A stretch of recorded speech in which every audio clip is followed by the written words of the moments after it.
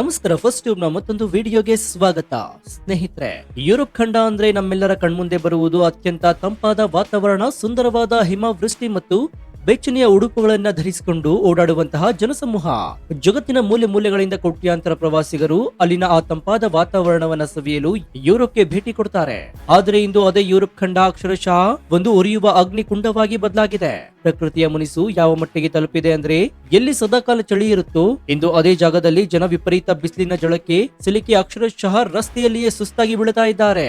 ದಶಕಗಳ ಇತಿಹಾಸದಲ್ಲಿಯೇ ಹಿಂದೆಂದೂ ಕಂಡು ಕೀಳರಿಯದಂತಹ ಭೀಕರ ಉಷ್ಣಾಂಶ ಏರಿಕೆ ಅಂದ್ರೆ ಹೀಟ್ ವೇವ್ ಇದೀಗ ಇಡೀ ಯುರೋಪ್ ಖಂಡವನ್ನ ಸುಟ್ಟು ಕರಕಲು ಮಾಡ್ತಾ ಇದೆ.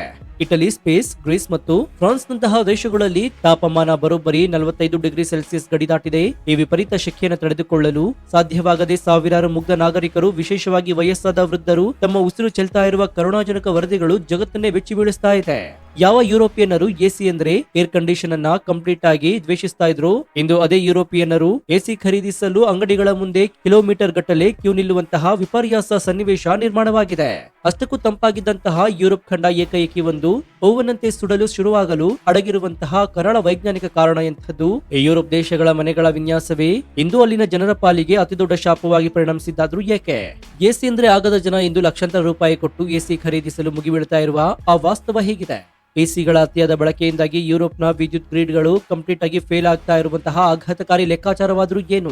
ನಿಸರ್ಗದ ಈ ಪ್ರವಾಹದಿಂದಾಗಿ ಭಾರತ ಸೇರಿದಂತೆ ಇಡೀ ಜಗತ್ತು ಕಲಿಯಬೇಕಾದ ಅತಿದೊಡ್ಡ ಪಾಠ ಎಂತದ್ದು? ಬನ್ನಿ ಇವತ್ತಿನ ಎಕ್ಸ್ಕ್ಲೂಸಿವ್ ಡೀಟೇಲ್ ರಿಪೋರ್ಟ್ ನಲ್ಲಿ ಯುರೋಪ್ನ ಹೀಟ್ ವೇವ್ ಮತ್ತು ಎಸಿ ಆಹಾಕಾರದ ಪ್ರತಿಯೊಂದು ರೋಚಕ ಮಾಹಿತಿಯನ್ನ ಇವತ್ತಿನ ಈ ವಿಡಿಯೋದಲ್ಲಿ ನೋಡೋಣ. ವಿಡಿಯೋ ತುಂಬಾ ಇಂಟ್ರೆಸ್ಟಿಂಗ್ ಆಗಿರುತ್ತೆ, ಪೂರ್ತಿಯಾಗಿ ನೋಡಿ. ಸೊ ವಿಡಿಯೋವನ್ನ ಶುರು ಮಾಡೋಣ. ಆದ್ರೆ ಅದಕ್ಕೂ ಮುನ್ನ, ಈ ಹೀಟ್ ವೇವ್ ಭಾರತಕ್ಕೂ ಬರುವ ಮುನ್ನ ನಾವು ಎಚ್ಚೆತ್ತುಕೊಳ್ಬೇಕು ಅಂತ ನಿಮ್ಗೆ ಅನ್ಸುತ್ತಾ? ಕಮೆಂಟ್ ಮಾಡಿ ಹಾಗೂ ವಿಡಿಯೋಗೆ ಲೈಕ್ ಕೊಡಿ. ಸ್ನೇಹಿತರೆ, ಈ ಭಾರಿ ದೊಡ್ಡ ನೈಸರ್ಗಿಕ ವಿಕೋಪದ ಆಳ ನಿಮ್ಗೆ ಅರ್ಥ ಆಗ್ಬೇಕಾದ್ರೆ ನೀವು ಮೊದಲು ಯುರೋಪ್ ಖಂಡದಲ್ಲಿ ಪ್ರಸ್ತುತ ದಾಖಲಾಗಿರುವಂತಹ ಈ ಭೀಕರ ತಾಪಮಾನದ ಲೆಕ್ಕಾಚಾರವನ್ನ ಕಂಪ್ಲೀಟ್ ಆಗಿ ಅರ್ಥ ಮಾಡ್ಕೊಳ್ಬೇಕಾಗತ್ತೆ. ಸಾಮಾನ್ಯವಾಗಿ ಯುರೋಪ್ ದೇಶಗಳಲ್ಲಿ ಬೇಸಿಗೆ ಕಾಲದಲ್ಲಿ ಗರಿಷ್ಠ ಅಂದ್ರೆ 25 ರಿಂದ 30 ಡಿಗ್ರಿ ಸೆಲ್ಸಿಯಸ್ ತಾಪಮಾನ ಇರುತ್ತೆ. ಆದ್ರೆ ಕಳೆದ ಕೆಲವು ವರ್ಷಗಳಿಂದ ಈ ಲೆಕ್ಕಾಚಾರ ಕಂಪ್ಲೀಟ್ ಆಗಿ ತಲೆ ಕೆಳಗಾಗಿದೆ. ಈ ಬಾರಿ ಇಟಲಿಯ ಸಿಸಿಲಿ ದ್ವೀಪ, ಸ್ಪೇನ್ ನ ಮ್ಯಾಡ್ರಿಡ್ ಮತ್ತು ಗ್ರೀಸ್ ನ ಅಥೆನ್ಸ್ ನಗರಗಳಲ್ಲಿ ತಾಪಮಾನ ಬರೋಬ್ಬರಿ 45 ಡಿಗ್ರಿ ಸೆಲ್ಸಿಯಸ್ ಅನ್ನ ಟಚ್ ಮಾಡಿದೆ. ಆಕಾಶದಿಂದ ಸೂರ್ಯ ಬೆಂಕಿಯ ಉಂಡೆಗಳನ್ನ ಸುರಿಸುತ್ತಿದ್ದಾನೇನೋ ಎನ್ನುವಷ್ಟರ ಮಟ್ಟಿಗೆ ಬಿಸಿಲು ನೆತ್ತಿಯನ್ನ ಸುಡ್ತಾ ಇದೆ. ಭಾರತ ಅಥವಾ ಆಫ್ರಿಕಾದ ಜನರಿಗೆ ಇಂತಹ ಬಿಸಿಲು ಅಭ್ಯಾಸವಾಗಿರುತ್ತೆ. ಆದ್ರೆ ಹುಟ್ಟಿನಿಂದಲೇ ಕೇವಲ ಚಳಿಯನ್ನ ಮಾತ್ರ ನೋಡ್ಕೊಂಡು ಬಂದಿರುವಂತಹ ಬೆಳೆದಿರುವಂತಹ ಯುರೋಪಿಯನ್ನರ ದೇಹಕ್ಕೆ ಈ ವಿಪರೀತ ಉಷ್ಣಾಂಶವನ್ನು ತಡೆದುಕೊಳ್ಳುವ ನೈಸರ್ಗಿಕ ಶಕ್ತಿಯೇ ಇರುವುದಿಲ್ಲ. ಇದೇ ಕಾರಣಕ್ಕೆ ಅಲ್ಲಿನ ಜನ ಅಕ್ಷರಶಃ ನರಕ ಯಾತನೆ ಅನುಭವಿಸ್ತಾ ಇದ್ದಾರೆ. ಇಷ್ಟೊಂದು ಭೀಕರವಾದ ಬಿಸಿಲು ಏಕಾಏಕಿ ಯುರೋಪ್ ಮೇಲೆ ಅಪ್ಪಳಿಸಲು ಹವಾಮಾನ ವಿಜ್ಞಾನಿಗಳು ನೀಡುವ ಅಸಲಿ ಕಾರಣ ಅಂದ್ರೆ ಆಂಟಿಸೈಕ್ಲೋನ್. ಸಹಾರಾ ಮರುಭೂಮಿ ಮತ್ತು ಉತ್ತರ ಆಫ್ರಿಕಾದಿಂದ ಬರುವಂತಹ ಅತ್ಯಂತ ಬಿಸಿಯಾದ ಗಾಳಿಯ ಅಲೆಗಳು ಮೆಡಿಟರೇನಿಯನ್ ಸಮುದ್ರವನ್ನ ದಾಟಿ ಯುರೋಪ್ ಖಂಡವನ್ನ ಪ್ರವೇಶಿಸುತ್ತೆ. ಈ ಬಿಸಿ ಗಾಳಿಯ ಬೃಹತ್ ಗುಮ್ಮಟವನ್ನ ವಿಜ್ಞಾನಿಗಳು ಗ್ರೀಕ್ ಪುರಾಣದ ರಾಕ್ಷಸರಾಗಿ ಸರ್ಬರಸ್ ಮತ್ತು ಕಾರುನ್ ಎನ್ನುವಂತಹ ನಾಮಕರಣವನ್ನ ಮಾಡಿದ್ದಾರೆ. ಈ ಬಿಸಿ ಗಾಳಿಯ ಗುಮ್ಮಟ ಯುರೋಪ್ನ ವಾತಾವರಣದ ಮೇಲೆ ಒಂದು ಮುಚ್ಚಳದಂತೆಯೇ ಕುಳಿತುಕೊಂಡು ಕೆಳಗಿನ ಬಿಸಿಯನ್ನ ಮೇಲಕ್ಕೆ ಹೋಗದಂತೆ ಕಂಪ್ಲೀಟ್ ಆಗಿ ಲಾಕ್ ಮಾಡ್ತಾ ಇದೆ. ಇದರಿಂದಾಗಿ ಇಡೀ ಯುರೋಪ್ ಖಂಡ ಅಕ್ಷರಶಃ ಒಂದು ಮೈಕ್ರೋವೇವ್ ಓವನ್ ಅಂತೆ ಕಾಯಲು ಶುರುವಾಗಿದೆ. ಇದು ಪ್ರಕೃತಿ ಸೃಷ್ಟಿ ಮಾಡಿರುವಂತಹ ಒಂದು ಭೀಕರವಾದಂತಹ ಟೈಮ್ ಬಾಂಬ್. ಯುರೋಪ್ ನಲ್ಲಿ ಬಿಸಿಲು ಇಷ್ಟೊಂದು ಅಪಾಯವಾಗಿ ಬದಲಾಗಲು ಅಲ್ಲಿನ ಹವಾಮಾನದ ಜೊತೆಗೆ ಅಲ್ಲಿನ ಮನೆಗಳ ವಿನ್ಯಾಸ ಅಂದ್ರೆ ಆರ್ಕಿಟೆಕ್ಚರ್ ಕೂಡ ಈ ಅತಿದೊಡ್ಡ ಕಾರಣ ಅಂತ ಕೂಡ ಹೇಳಬಹುದು. ನೂರಾರು ವರ್ಷಗಳಿಂದ ಯುರೋಪ್ ನಲ್ಲಿ ಮನೆಗಳನ್ನ ವಿನ್ಯಾಸ ಮಾಡುವುದು ಕೇವಲ ಚಳಿಯನ್ನು ತಡೆಯಲು ಮಾತ್ರ. ಅಲ್ಲಿನ ಗೋಡೆಗಳು ಅತ್ಯಂತ ದಪ್ಪವಾಗಿರುತ್ತವೆ ಮತ್ತು ಕಿಟಕಿಗಳು ಚಿಕ್ಕದಾಗಿರುತ್ತವೆ. ಮನೆಗಳಿಗೆ ವಿಪರೀತವಾದಂತಹ ಇನ್ಸುಲೇಷನ್ ಅಂದ್ರೆ ಉಷ್ಣ ನಿರೋಧಕ ಕವಚವನ್ನ ಅಳವಡಿಸಲಾಗಿರುತ್ತೆ. ಚಳಿಗಾಲದಲ್ಲಿ ಮನೆಯ ಒಳಗೆ ಶಾಖ ಹೊರಗಡೆ ಹೋಗಬಾರದು ಎನ್ನುವುದು ಅವರ ಉದ್ದೇಶವಾಗಿರುತ್ತೆ. ಆದ್ರೆ ಈಗ ಏನಾಗ್ತಾ ಇದೆ ಅಂದ್ರೆ, ಹೊರಗೆ 40 ಡಿಗ್ರಿ ಬಿಸಿಲಿದ್ದಾಗ ಈ ಶಾಖ ನಿಧಾನವಾಗಿ ಮನೆಯೊಳಗೆ ಪ್ರವೇಶಿಸ್ತಾ ಇದೆ. ಒಮ್ಮೆ ಮನೆಯೊಳಗೆ ಬಂದ ಶಾಖ ಆ ಇನ್ಸುಲೇಷನ್ ಕಾರಣದಿಂದಾಗಿ ಹೊರಗೆ ಹೋಗಲು ಸಾಧ್ಯವೇ ಆಗೋದಿಲ್ಲ. ಇದರಿಂದಾಗಿ ಯುರೋಪ್ನ ಮನೆಗಳು ಅಕ್ಷರಶಃ ಗ್ಯಾಸ್ ಒಲೆಗಳಂತೆ ಕಾಯ್ತಾ ಇದ್ದು ಜನರ ಪಾಲಿಗೆ ರಕ್ಷಣೆಯ ಬದಲು ಅತಿದೊಡ್ಡ ಶಾಪವಾಗಿ ಪರಿಣಮಿಸಿದೆ. ಭಾರತ ಅಥವಾ ಅಮೆರಿಕದಲ್ಲಿ ಎಸಿ ಎನ್ನುವುದು ಒಂದು ಅತ್ಯಂತ ಸಾಮಾನ್ಯವಾದ ಎಲೆಕ್ಟ್ರಾನಿಕ್ ವಸ್ತು. ಆದ್ರೆ ಯುರೋಪ್ ಜನರಿಗೆ ಎಸಿ ಅಂದ್ರೆ ಅಷ್ಟಕ್ಕಷ್ಟೇ. ಅಧಿಕೃತ ವರದಿಗಳ ಪ್ರಕಾರ ಇಡೀ ಯುರೋಪ್ ಖಂಡದಲ್ಲಿ ಕೇವಲ 10% ರಿಂದ 20 ಮನೆಗಳಲ್ಲಿ ಮಾತ್ರ ಎಸಿ ಅಳವಡಿಸಲಾಗಿದೆ. ಇದಕ್ಕೆ ಅತಿದೊಡ್ಡ ಕಾರಣ ಅಂದ್ರೆ ಯುರೋಪಿಯನ್ನರು ಎಸಿಯನ್ನು ನೈಸರ್ಗಿಕ ವಿರೋಧಿ ಅಂತ ಭಾವಿಸ್ತಾ ಇದ್ದಾರೆ. ಎಸಿ ಗಾಳಿಯಿಂದ ಅನಾರೋಗ್ಯ ಬರುತ್ತೆ, ಪರಿಸರ ಹಾಳಾಗುತ್ತೆ ಮತ್ತು ಕಟ್ಟಡಗಳ ಸೌಂದರ್ಯಗಳಿಗೆ ಧಕ್ಕೆಯಾಗುತ್ತೆ ಎನ್ನುವುದು ಅವರ ಬಲವಾದ ನಂಬಿಕೆಯಾಗಿತ್ತು. ಪ್ಯಾರಿಸ್ ಮತ್ತು ರೋಮ್ ನಂತಹ ಐತಿಹಾಸಿಕ ನಗರಗಳಲ್ಲಿ ಹಳೆಯ ಕಟ್ಟಡಗಳ ಹೊರಗೆ ಎಸಿ ಕಂಪ್ರೆಸರ್ ಗಳನ್ನ ಅಳವಡಿಸಲು ಕಾನೂನಿನ ಅನುಮತಿಯೇ ಇರಲಿಲ್ಲ. ಈ ಎಲ್ಲಾ ಕಾರಣಗಳಿಂದಾಗಿ ಅವರು ಎಸಿ ಬಳಕೆಯನ್ನ ಕಂಪ್ಲೀಟ್ ಆಗಿ ದೂರ ಉಳಿದಿದ್ರು. ಆದ್ರೆ ಯಾವಾಗ ತಾಪಮಾನ 45 ಡಿಗ್ರಿ ದಾಟಿತು, ಆಗ ಯುರೋಪಿಯನ್ನರ ಈ ಪರಿಸರ ಪ್ರೇಮ ಮತ್ತು ನಂಬಿಕೆಗಳು ಕಂಪ್ಲೀಟ್ ಆಗಿ ಗಾಳಿಗೆ ತೂರಿ ಹೋದ್ವು. ಬದುಕಿದರೆ ಸಾಕು ಎನ್ನುವಂತಹ ಹಂತಕ್ಕೆ ತಲುಪಿದ ಜನತೆ ತಕ್ಷಣವೇ ಎಲೆಕ್ಟ್ರಾನಿಕ್ಸ್ ಅಂಗಡಿಗಳ ಕಡೆಗೆ ಓಡಲು ಶುರು ಮಾಡಿದ್ರು. ಪೋರ್ಟಬಲ್ ಎಸಿಗಳು, ಟೇಬಲ್ ಫ್ಯಾನ್ಗಳು ಮತ್ತು ಕೂಲರ್ ಗಳನ್ನ ಖರೀದಿಸಲು ಜನ ಮುಗಿ ಬೀಳ್ತಾರೆ. ಕೇವಲ ಕೆಲವು ದಿನಗಳಲ್ಲಿ ಇಡೀ ಯುರೋಪಿನ ಎಲೆಕ್ಟ್ರಾನಿಕ್ಸ್ ಮಳಿಗೆಗಳಲ್ಲಿ ಎಸಿಗಳ ಸ್ಟಾಕ್ ಕಂಪ್ಲೀಟ್ ಆಗಿ ಖಾಲಿ ಆಯಿತು. ಎಸಿ ಇನ್ಸ್ಟಾಲೇಷನ್ ಮಾಡುವಂತಹ ಕಾರ್ಮಿಕರಿಗೆ ಭಾರಿ ಡಿಮ್ಯಾಂಡ್ ಶುರುವಾಗಿದ್ದು ಒಂದು ಎಸಿ ಫಿಟ್ ಮಾಡಲು ವಾರಗಟ್ಟಲೆ ಕಾಯಬೇಕಾದ ಪರಿಸ್ಥಿತಿ ನಿರ್ಮಾಣವಾಗಿದೆ. ಎಸಿ ಕಂಡ್ರೆ ಆಗದಂತಹ ಜನ ಇಂದು ಎಸಿ ಇಲ್ಲದೆ ಒಂದು ಕ್ಷಣವೂ ಬದುಕಲು ಸಾಧ್ಯವಿಲ್ಲ ಎನ್ನುವಂತಹ ಮಟ್ಟಕ್ಕೆ ಬಂದು ತಲುಪಿದ್ದಾರೆ. ಏಕೈಕಿ ಲಕ್ಷಾಂತರ ಜನರು ತಮ್ಮ ಮನೆಗಳಲ್ಲಿ ಎಸಿ ಆನ್ ಮಾಡಿದ ತಕ್ಷಣ ಅಲ್ಲಿ ಶುರುವಾಗುವುದು ಮತ್ತೊಂದು ಭಾರಿ ದೊಡ್ಡ ಟೆಕ್ನಿಕಲ್ ಸಮಸ್ಯೆ. ಯುರೋಪ್ನ ವಿದ್ಯುತ್ ಗ್ರಿಡ್ ಗಳನ್ನ ಇಷ್ಟೊಂದು ಭಾರಿ ಪ್ರಮಾಣದ ಲೋಡ್ ತಡೆದುಕೊಳ್ಳುವಂತೆ ವಿನ್ಯಾಸ ಮಾಡಿರೋದಿಲ್ಲ. ಪ್ರತಿಯೊಬ್ಬರು ಒಂದೇ ಬಾರಿಗೆ ಎಸಿ ಹಾಕಿದ್ದರಿಂದ ವಿದ್ಯುತ್ ಬೇಡಿಕೆ ಗಗನಕ್ಕೇರಿ ಅನೇಕ ಕಡೆ ಟ್ರಾನ್ಸ್ಫಾರ್ಮರ್ಗಳು ಸುಟ್ಟು ಹೋಗಿದ್ದಾವೆ. ಇಟಲಿ, ಸ್ಪೇನ್ ಮತ್ತು ಫ್ರಾನ್ಸ್ ನ ಅನೇಕ ನಗರಗಳಲ್ಲಿ ಗಂಟೆಗಟ್ಟಲೆ ಪವರ್ ಕಟ್ ಆಗಿ ಶುರುವಾಗಿದೆ. ಒಂದ್ ಕಡೆ ಉರಿಯುವ ಬಿಸಿಲು, ಮತ್ತೊಂದು ಕಡೆ ಕರೆಂಟ್ ಇಲ್ಲದೆ ಆಫ್ ಆದಂತಹ ಎಸಿಗಳು. ಈ ಎರಡು ಸಂಕಟಗಳ ನಡುವೆ ಸಿಲುಕಿದ್ದಂತಹ ಜನರು ಅಕ್ಷರಶಃ ಪರದಾಡ್ತಾ ಇದ್ದಾರೆ.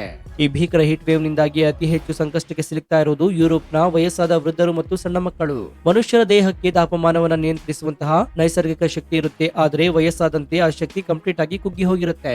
ವಿಪರೀತ ಬಿಸಿಲಿನಿಂದಾಗಿ ಡಿಹೈಡ್ರೇಷನ್ ಅಂದ್ರೆ ದೇಹದಲ್ಲಿ ನೀರಿನ ಅಂಶ ಕಡಿಮೆಯಾಗಿ ರಕ್ತದೊತ್ತಡ ಏರಿಕೆ ಆಗುತ್ತೆ. ಹೀಗಾಗಿ ಸಾವಿರಾರು ವೃದ್ಧರು ತಮ್ಮ ಮನೆಯಲ್ಲಿಯೇ ಸುಸ್ತಾಗಿ ಬಿದ್ದು ಆಸ್ಪತ್ರೆಗಳಿಗೆ ದಾಖಲಾಗ್ತಾ ಇದ್ದಾರೆ. ಪರಿಸ್ಥಿತಿ ಮಿತಿ ಮೀರಿ ಅನೇಕರು ತಮ್ಮ ಉಸಿರು ಚೆಲ್ಲುವಂತಹ ಅತ್ಯಂತ ಕರುಣಾಜನಕ ವಾತಾವರಣ ಅಲ್ಲಿ ನಿರ್ಮಾಣವಾಗಿದೆ. ಆಸ್ಪತ್ರೆಗಳಲ್ಲಿ ಬೆಡ್ಗಳ ಕೊರತೆ ಎದುರಾಗಿದ್ದು ವೈದ್ಯರು ಕೂಡ ಹಗಲಿರಲು ನಿದ್ದೆ ಇಲ್ಲದೆ ರೋಗಿಗಳಿಗೆ ಚಿಕಿತ್ಸೆ ನೀಡ್ತಾ ಇದ್ದಾರೆ.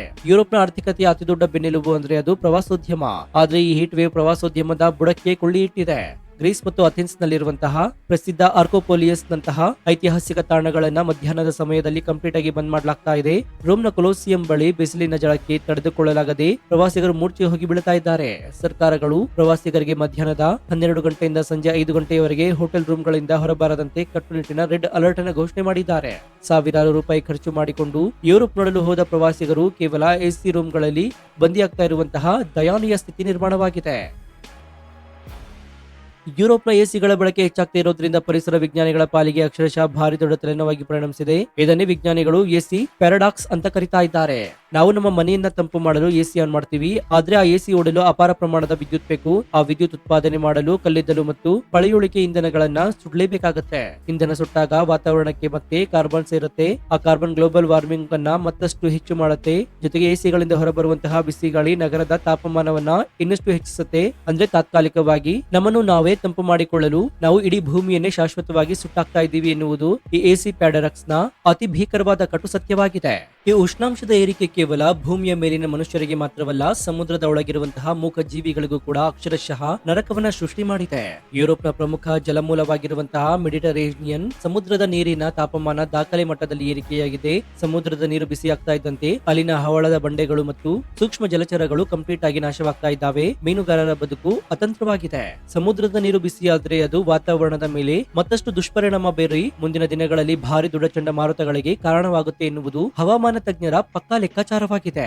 ವಿಪರೀತ ಬಿಸಿಲು ಮತ್ತು ಒಣಹವೆಯ ಪರಿಣಾಮದಿಂದಾಗಿ ಯುರೋಪ್ನ ಅನೇಕ ದೇಶಗಳಲ್ಲಿ ಭೀಕರ ಕಾಡ್ಗಿಚ್ಚು ಅಂದ್ರೆ ಫಾರೆಸ್ಟ್ ಫೈರ್ಗಳು ಸ್ಫೋಟಗೊಳ್ತಾ ಇದ್ದಾವೆ. ಗ್ರೀಸ್ನ ರೋಡ್ಸ್ ದ್ವೀಪ ಮತ್ತು ಸ್ಪೇನ್ನ ಕೆನರಿ ದ್ವೀಪದಲ್ಲಿ ಸಾವಿರಾರು ಹೆಕ್ಟೇರ್ ದಟ್ಟವಾದ ಕಾಡುಗಳು ಬೆಂಕಿಯ ಕೆನ್ನಾಲಿಗೆಗೆ ಸಿಲುಕಿ ಭಸ್ಮವಾಗಿದ್ದಾವೆ. ಪ್ರಾಣಿ ಪಕ್ಷಿಗಳು ತಮ್ಮ ವಾಸಸ್ಥಾನವನ್ನ ಕಳೆದುಕೊಂಡು ದಿಕ್ಕು ತಪ್ಪಿ ಓಡ್ತಾ ಇದ್ದಾವೆ. ಬೆಂಕಿಯ ಆರ್ಭಟ ಎಷ್ಟೊಂದು ತೀವ್ರವಾಗಿದೆ ಅಂದ್ರೆ ಅಗ್ನಿಶಾಮಕ ದಳದವರಿಗೂ ಕೂಡ ಅದನ್ನ ನಿಯಂತ್ರಿಸಲು ಸಾಧ್ಯವಾಗ್ತಾ ಇಲ್ಲ. ಸಾವಿರಾರು ಜನರನ್ನ ತಮ್ಮ ಮನೆಗಳಿಂದ ರಾತ್ರೋರಾತ್ರಿ ಸುರಕ್ಷಿತ ಸ್ಥಳಗಳಿಗೆ ಶಿಫ್ಟ್ ಮಾಡುವಂತಹ ಭಾರಿ ದೊಡ್ಡ ರೆಸ್ಕ್ಯೂ ಆಪರೇಷನ್ಗಳು ಯುದ್ಧೋಪಾದಿಯಲ್ಲಿ ನಡೀತಾ ಇದ್ದಾವೆ. ಈ ಭೀಕರ ಬಿಸಿಲಿನ ಜಳಕ್ಕೆ ಅತಿ ಹೆಚ್ಚು ಪೆಟ್ಟು ತಿಳ್ತಾ ಇರೋದು ಕಟ್ಟಡ ನಿರ್ಮಾಣ ಮಾಡುವಂತಹ ಕಾರ್ಮಿಕರು ಮತ್ತು ಡೆಲಿವರಿ ಬಾಯ್ಗಳು. ಮಧ್ಯಾಹ್ನದ ಸಮಯದಲ್ಲಿ ಹೊರಗೆ ಕೆಲಸ ಮಾಡುವುದು ಅಕ್ಷರಶಃ ಬೆಂಕಿಯ ಮೇಲೆ ನಡೆದಂತೆ ಭಾಸವಾಗುತ್ತೆ.